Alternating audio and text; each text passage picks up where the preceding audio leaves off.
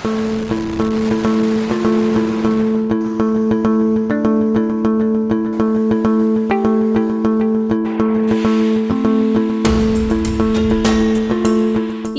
রাস ইসা বন্দরে মার্কিন বিমান হামলায় নিহতের সংখ্যা বেড়ে ৮০ জনে দাঁড়িয়েছে।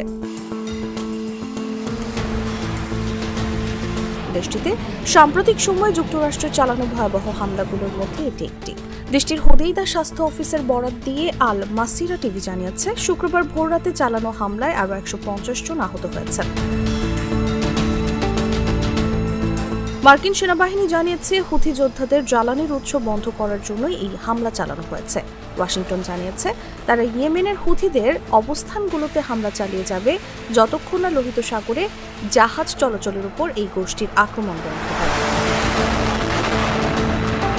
সামাজিক যোগাযোগ মাধ্যমে করা এক পোস্টে মার্কিন সেন্ট্রাল কমান্ড জানিয়েছে, এই হামলার উদ্দেশ্য ছিল হুথিদের অর্থনৈতিক শক্তির উৎস কমানো।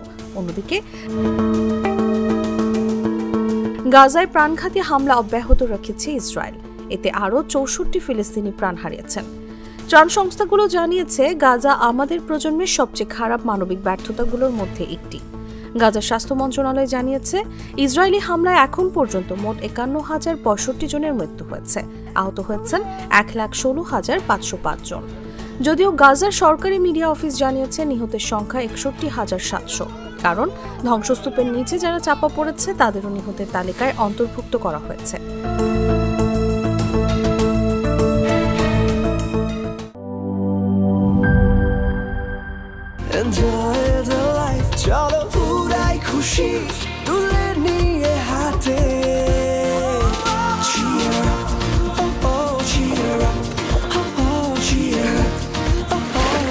চিল হবে রিফ্রেশিং মুডে।